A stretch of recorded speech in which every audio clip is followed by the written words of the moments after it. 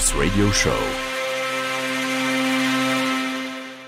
Vous allez découvrir Nomono, hein, une petite boîte qui enregistre du podcast en son binaural. It's a little box. We can record podcast, but in binaural. That's right. In all types of audio, really. So in stereo, but you also get binaural and full spatial audio. Okay, so the stage is yours. Let's discover together Nomono. Thank you. Could do a short introduction first. So I'm Stein Vegusdal. I'm the head of marketing at Nomono. Nomono is a Norwegian deep tech company startup. We have a mission to redefine audio storytelling, and we want to do that by making professional, immersive audio recordings accessible to anyone.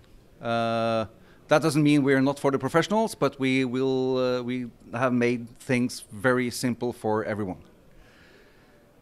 And then our flagship product, which is this is the Sound Capsule. It's like having a full-on recording studio in your backpack. It's just over 1 kilo, very small, easy to carry, 30 hours battery life, and yeah, it's extremely easy to use. It's portable, wireless, and it works anywhere. So you can use this to record a podcast in Belleville Park here, on Cafe on Champs-Élysées, at the Eiffel Tower, or beach in Nice, or even in here. We actually recorded the podcast in here earlier, or in yesterday, so you can listen to that one afterwards. It's quite noisy out there. And this thing is then connected to the Nomono cloud, and we use AI to remove background noise, to enhance the audio, and to streamline the workflow from recording to publishing. And we have some unique spatial audio capabilities. This is the only portable spatial audio recording device on the market. If you want to record, he can talk more about it later, but it's a very thorough process to record spatial audio without this kit. And Nomono is a company. It's based in Trondheim, in the middle of Norway. It's the same city, sort of the Norwegian tech hub, because we have the Science and Tech University there, and also SINTEF, which is one of the world's leading independent research facilities. And this company comes out of SINTEF. So 6 years of research, and that has resulted in something that has 17 patent families and a very unique technology. So I would then like to introduce Ruben Oeng, our lead sound engineer, who will run you through some demos, and also I think we can give you some very good individual demos here. So take it away. Okay, hello guys. My name is Ruben, and I want to talk about this little thing here. Thank you for the intro, by the way, Stein. Summarized nicely. But like he said, this is a unique product because it can do spatial audio. And you have, of course, other microphones out there like the Sennheiser Ambeo and the Zoom HR VR something, which can record Ambisonics. But in this case, we record Ambisonics with this thing. This is an Ambisonics microphone. It has 8 small microphones, 2 on each side. So we record Ambisonics in a different way than usual. So with these 8 microphones, we can use beamforming after the fact to create the Ambisonics array, which is kind of cool, because that means that we can not only do first order, we can do second order, third order in the future. Right now we're doing first order. But this microphone is also able to track the positions of the lav mics. So if you have 4 lav mics in action and you're recording and people are moving around this thing, the space recorder knows the position of these lav mics, and it stores that information. So that when your recording is uploaded into the cloud, it will create a spatial mix for you automatically with an ambience bed and also 4 objects that you can export out of the cloud in ADM format, import into Pro Tools, and then you have all of this information available as automation in Pro Tools. So for example, if you're doing a 360 video, you just connect the audio and the video, and the positions are going to match up with the people in the video automatically. You don't have to do any tweaking of the positions or anything. So it's basically just click this, click the camera, export ADM, import into DaVinci or Premiere, export, and you have your 360 video with everything in order. No post-production needed, really. So that's the spatial aspect of this product, but of course we also do some processing of the lav mics. For example, we do denoising. I don't know, maybe this is a good time to show the quality of our denoising.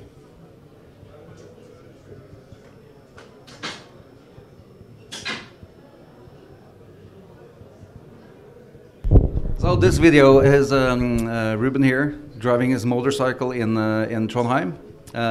He has the microphone inside his helmet, and the only processing we have done with this is our own denoising. So yeah, this is Trondheim for you guys who haven't been here yet. Wonderful city to live in. A lot of stuff going on in Trondheim. Innovation, technology. They're building everywhere. And lots of culture and history. Maybe in the next one we can go down to the dome in Trondheim, which is sort of a landmark here in Norway. Really old church. But this time we're just gonna drive my motorcycle around Lada.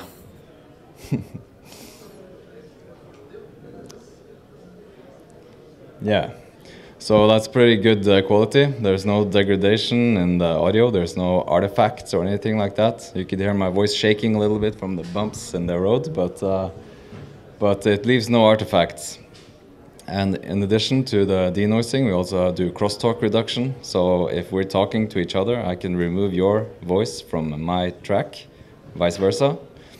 We have a compressor that is one of a kind. It can compress the dialogue signal in a track, but it will not affect the noise floor. So even if it's compressing really hard, the noise floor is not going to be pumping up and down. It stays steady. No other compressors in the world can do that. We have voice detection, so the processing knows when people are speaking, and it takes that into consideration when it's processing. So for example, it can turn your track down when you're not talking, and vice versa. It also does breath detection, so it detects when people are breathing, and it makes sure that the compressor is not messing with the sound of breaths. So in that way you won't experience loud breaths in your mix. So those stay untouched, and a bunch of other things that are pretty, what do you say, unheard of processing. So we're really proud of the processing that we do. There's also an EQ matcher. So we have a library of references, so professionally EQ'd audio, different genders, different ages, different languages, and it will look at the input and choose a profile based on likeness, and then EQ up against this profile. So there's a bunch of stuff going on with the dialogue tracks. The only caveat is that it only works on dialogue. So if you want to record musical performances, the enhancement will not work. But usually you don't do much denoising or stuff like that on musical performances anyway. So you can easily use this to capture a choir or an acoustic performance, a piano, guitar, vocals. We actually did a recording with Maria Louise yesterday in the concerts down here, which turned out very nice. So, but the proof is in the pudding, as they say. So I want to make a recording for you now and show you how this all works in the cloud. So there's no settings, there's no menus to dive into, no gain staging, no frequencies or anything like that. You just press the button and you're good to go. So let's open my computer. I'm gonna unplug his computer now. Everything okay?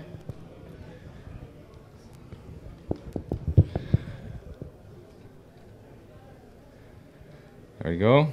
Maybe my computer shows up on the screen now.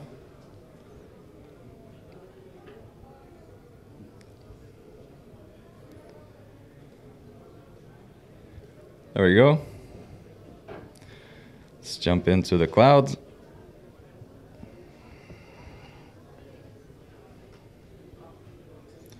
Refresh and see if my little recording shows up in here. Here it is already. So I'm just going to start the enhancement first. And then we can listen to the original unprocessed version. Take a little walk out there and be right back. It's quite low in volume. Let me... Okay, so now I'm out here on the show floor. It's quite loud and noisy, but I'm gonna head on back now and show you the denoising. Okay, just a quick little walk. It's already done, so now I can turn the enhancement on and we can listen to the enhanced version. I'm gonna take a little walk out there and be right back.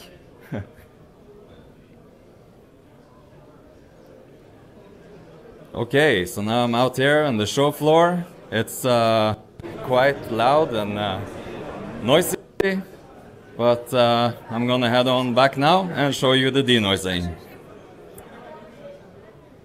Okay, so that's really how easy it is to get pretty high quality sound even in a really tricky environment out there, and it's just a click of a button. Of course, when you have made your recording, you have access to the original files, the enhanced files, individual tracks, the mix, and an Ambisonics B format. Now I only used one microphone, so there's no mix option here, but if you use two, it will make a stereo mix of both of those microphones.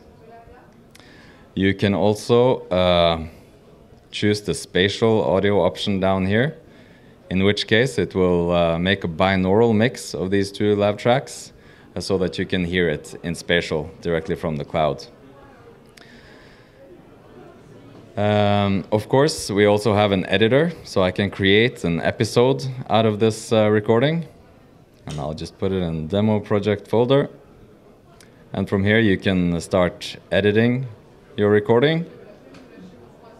Before you export, you can have a selection marker and you can have a conversation with the rest of your team so that you can edit in collaboration even if you work remotely. So that's also very useful in case, for example, if a journalist is out in the field recording something, when he hits stops, the recording is available for his post-production team immediately, and they can start collaborating on editing decisions. The one who's done the interview can go in and put markers on the interesting points in the recording so that the post-production team immediately knows sort of which pieces to pick out. So that's also a very useful feature.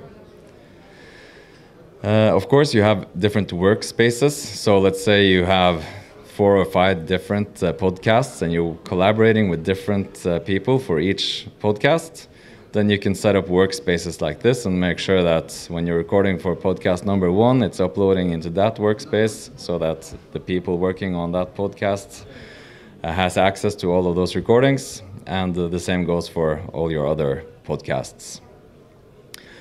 Within each of these workspaces, you can organize your recordings into project folders, for example, per episode.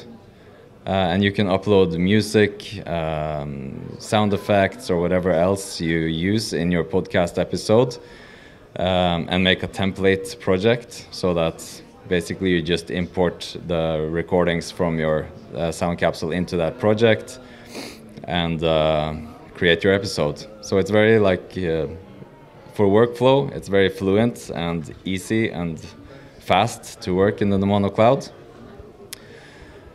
But the real sort of cherry is, of course, the enhancement and the way that improves your workflow, because it's time-consuming to do that manually, all of the things that we can do here in the click of one button. So are there any questions about Nomono so far? Yes? You in the back first? That's a very, very good question. I forgot to mention that.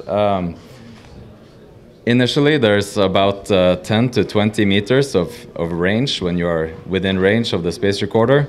But the lav mic has internal storage. So even if you step out of range, it will record locally on these. There's a buffer of 40 minutes. 44 minutes, actually. So you can step away from the space recorder and walk around the show floor for 44 minutes, and you'll get a notification when the buffer is starting to fill up, and you just get back into range, and it will keep transferring the audio and empty the buffer, and then you can repeat. And there's no limit to how long you can record. You can record for 10 hours straight if you want. Which also leads me to battery time.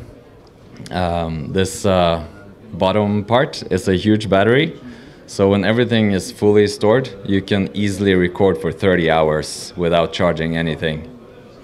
So, so once the space recorder and the lav mics are empty, you can just put it in there again, put the lid on, move to the next location, and by the time you get there, units are going to be recharged. Not completely, of course, but 10 minutes in there will give you another hour of recording.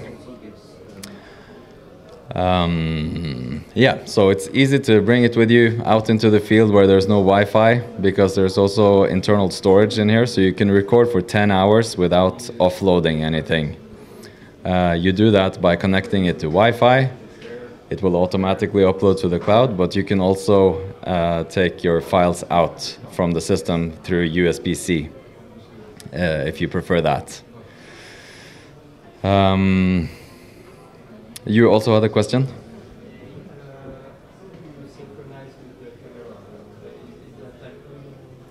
There is no time code at the moment. However, we have looked into some options for that. For example, on waveform, just like you can do in Premiere, you can just like show the Nomono cloud, the camera audio file, for example, and it will be able to sync up like that.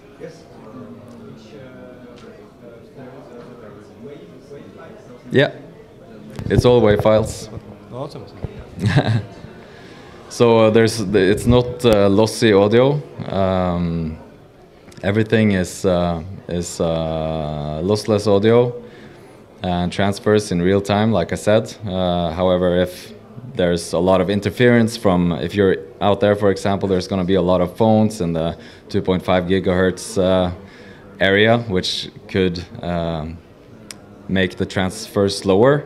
So that's the main reason for the buffers, so that you're certain that you won't lose anything. So there's a lot of fail-safes like that, so that you won't lose any audio. Even if it runs out of battery while you're recording, it will make sure that what you captured up until that point is safe and sound. Yeah, so I guess those are the main aspects. However, in terms of export, I showed you the files that you can download, but we also have ADM export, or audio definition model, which I talked about, a file that you can download and import into DaVinci Resolve. And I thought I could show you what that looks like, if you're interested. So let me just fire up Pro Tools here.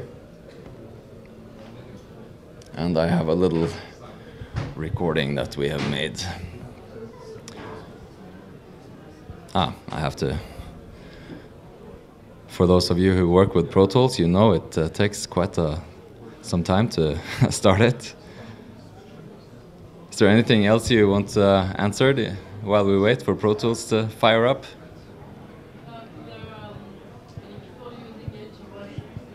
What was that? Yeah. We have several big podcasts using it. Norwegian, American, British. For example, we have Audio Chuck. Audio Chuck is the producer of the biggest true crime podcast, Crime Junkie. They have, I don't know. Do you know the numbers for Crime Junkie? And So Audio Chuck has over 3 billion downloads. Is it American? So yeah. In 171 countries. Yeah, so there's a lot of big podcasters using it. I know that, for example, Wondery is a big fan of the enhancement that we do. They use that for a lot of stuff. They haven't adopted the Sound Capsule because they do everything in studios, but they use the enhancement a lot. And yeah, we have a British podcast or a Scottish, We Are Makers. They interview people in their workshop, so people working with different tools and makers, as they call themselves. So traditional woodworkers, for example, they go around and interview these people, guitar makers or boat builders and that sort of thing. Usually they set up a studio in the living room because they couldn't record in the shop where people actually make stuff. Now they do the recording in the shop, and they always get like a really good quality audio. And they recorded 32 podcasts that were about 2.5 hours each in 35 days when they went on a recent trip to US. They only had to charge once the last 2 days.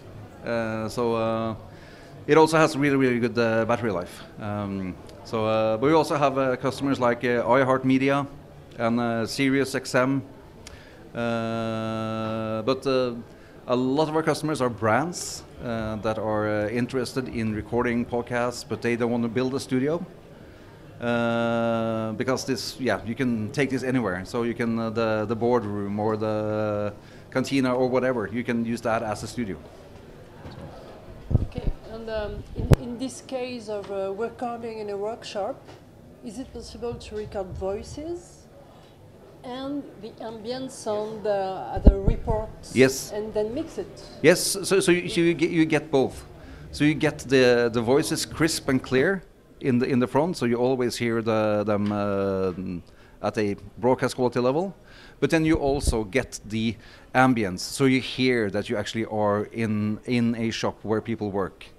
So we have one particular recording with there is a guy using a very old 1920s sewing machine, a really powerful one that has like a 90 dB noise. So he uses the noise cancelling headphones when he works on it. And We Are Makers did a recording while he was working with that sewing machine, and it turned out really good.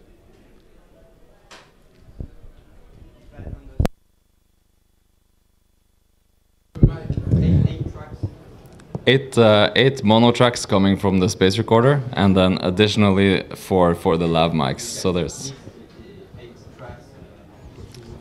no. I can show you right now what the ADM will give you. Need both hands here, so I'll hold it like this.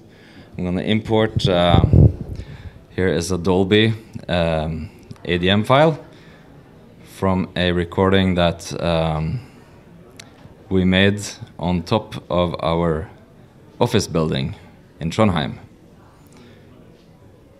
I'll press the button, okay. So here you have the ADM.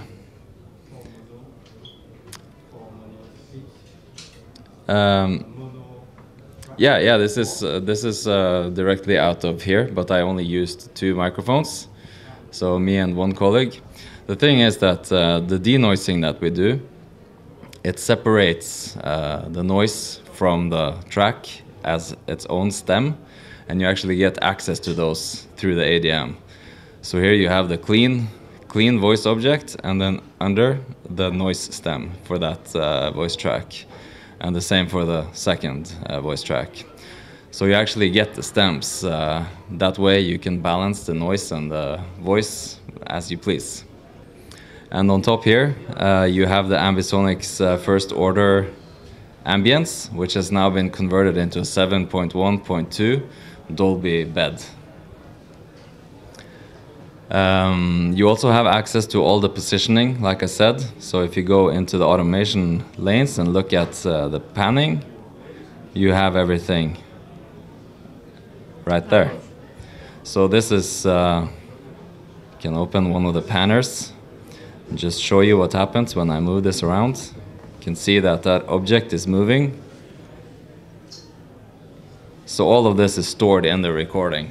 You don't have to position anything manually.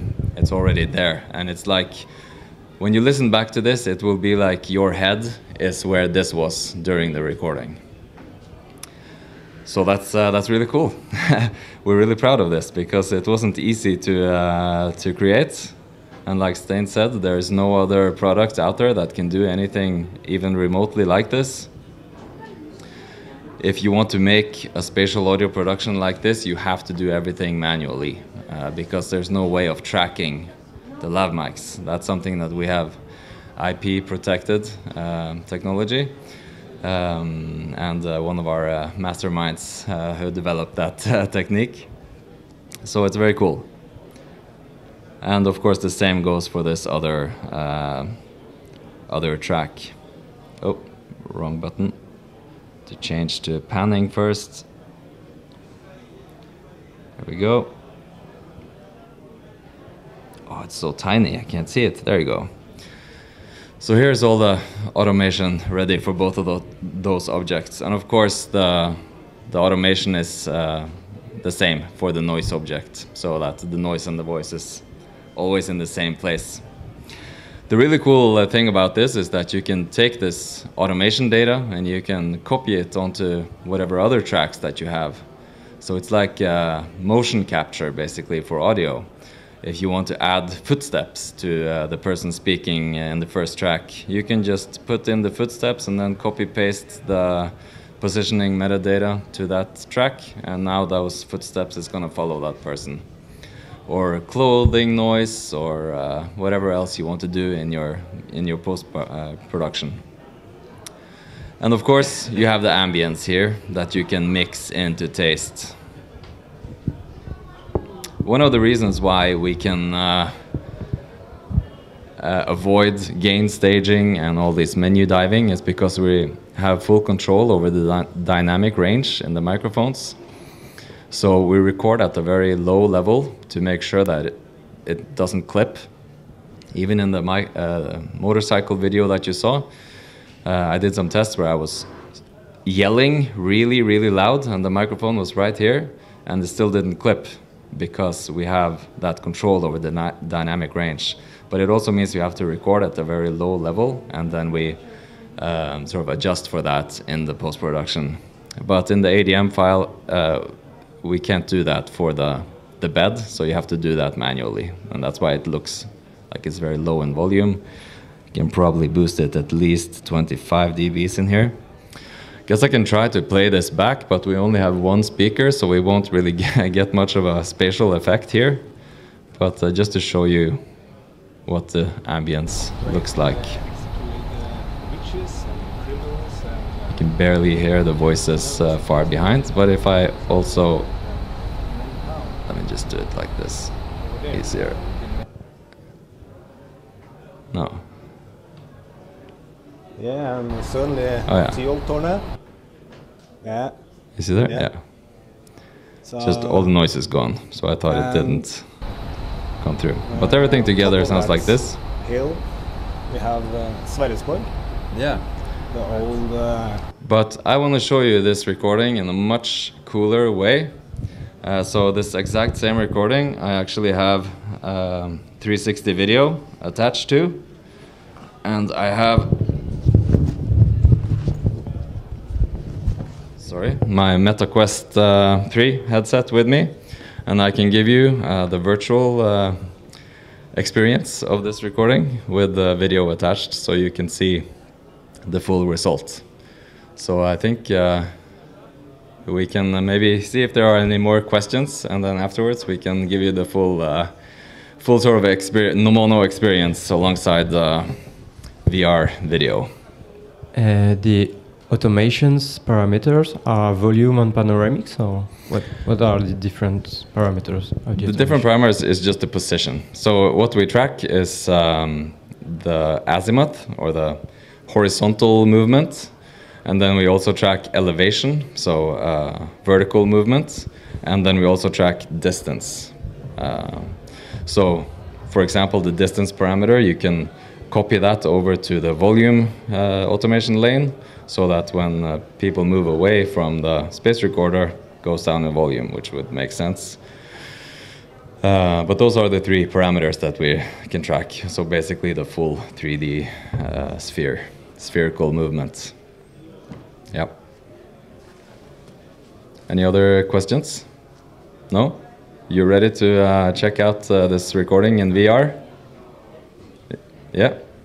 Okay. Let me just boot this up, and who's first? Rock, paper, scissors.